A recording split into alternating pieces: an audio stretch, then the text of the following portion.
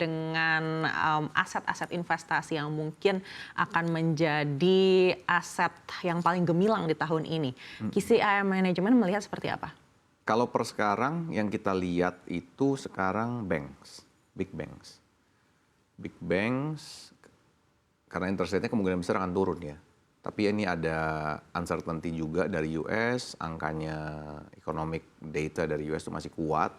Kemungkinan besar interest rate cut dari US-nya ini mundurnya ke second half. Ya. Tapi bank ini segala cuaca. Ya, interest rate naik, dia bisa tetap perform, biarpun sedikit tersedak. Kalau interest rate turun, pasti revenue-nya tumbuhnya besar. Ya, saya bilang yang pertama sekarang banks. Yang kedua, saya bilang some commodities. Some commodities ini harganya sudah bottoming ya, belum bottom tapi bottoming. Seperti nikel misalnya. Contohnya betul. Nikel ini sekarang harganya sudah 15.000, 16.000. Eventually supply demand. Memang supply dari global, not just Indonesia, itu bertambah. Ditambah, kemudian demand dari China memang sangat menurun. Ya. Kalau dari demand, China sudah mulai menstimulasi perekonomiannya. Ya, saya rasa China pun economic slowdown-nya bottoming juga. Ya. Sedangkan kalau untuk supply, eventually if the price is too low, what will happen? Everyone will stop mining. Semua akan stop nambang karena udah loss. Gak mungkin dia akan nambang saat loss. Artinya apa? Supply-nya akan berkurang. Nantinya akan ada equilibrium baru. Of course, saya rasa harga nikel pun tidak, saya tidak bilang harga nikel bisa 25.000, 30.000, saya rasa enggak ya. Karena memang begitu harga 25.000, 30.000, masih jauh 16.000 ke 25.000, ke 20.000 aja masih jauh. Orang akan cari alternatif lain. Ya, tapi saya bilang nikel price ini sudah bottom or bottoming, stock price-nya pun sudah koreksinya cukup dalam. Ya.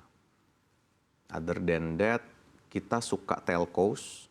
Telcos juga menarik. Telcos ini menjadi salah satu proxy untuk sekarang menjadi consumer ya, dalam tanda kutip consumer. Karena selain butuh makan, orang juga butuh pulsa. Tetap orang lebih butuh makan. Tapi Mbak kan kalau pergi dari rumah, handphonenya ketinggalan, balik tuh. Ya, jadi it's very important juga. Di samping fundamental seperti itu, saya lihat di telcos ini price war-nya sudah sangat berkurang. Ya.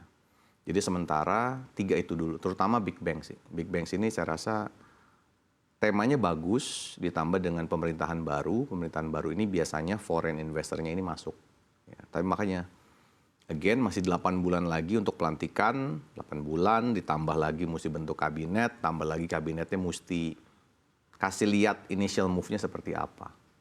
Baik, untuk pasar surat utang Anda lihat seperti apa potensinya? Nah, kalau surat utang negara di tahun 2022 dan 2022, 23 dan 24 itu kita penerbitan baru ya new issuance-nya tidak terlalu besar, antara 300 sampai 400. Nah, kalau memang benar yang pemerintahan baru ini mau GDP growth-nya 6, artinya defisitnya bertambah sehingga harus menerbitkan surat utangnya nambah nih ceritanya nih. Kita perkirakan bisa sampai 1.000.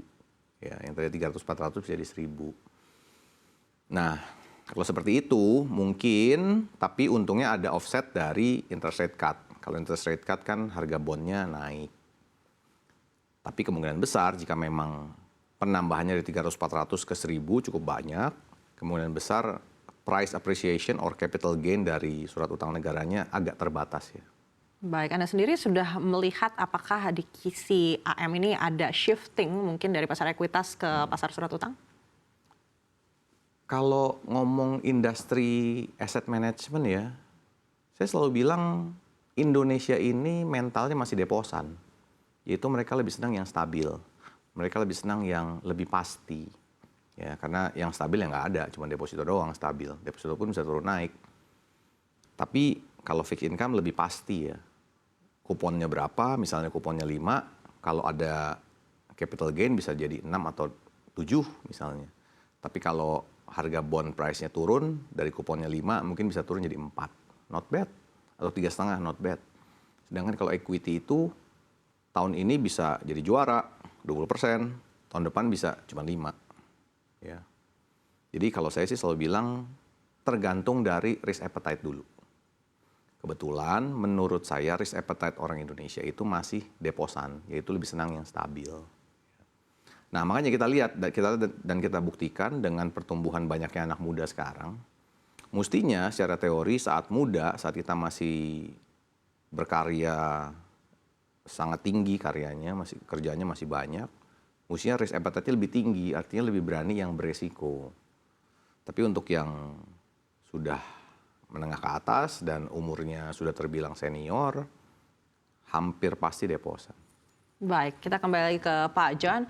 Pak John, tadi kalau kita lihat ini disampaikan Pak Arfan, ini dari sektor-sektornya juga sudah disampaikan, tapi apakah Anda setuju dengan sektor-sektor tersebut dan untuk asetnya sendiri?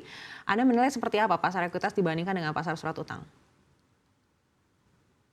Yes, seperti Pak Arfan tadi bilang ya, sebenarnya kita mau cek seperti apa appetite-nya sih ya gitu ya, karena temanya di tahun ini kemungkinan kan akan cut rate ya, kemungkinan gitu.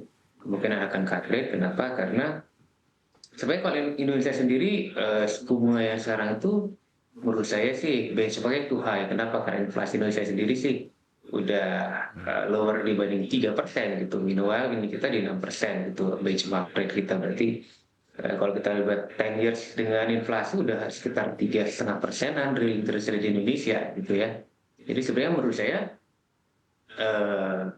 cut rate itu eventually akan kejadian, gitu. Tetapi berapa kali cut rate-nya itu akan sangat ditentukan oleh kondisi the Fed-nya. Kenapa? Karena BI juga pasti akan sangat berkepentingan untuk menjaga supaya dolar rupiah juga terjaga dengan baik gitu.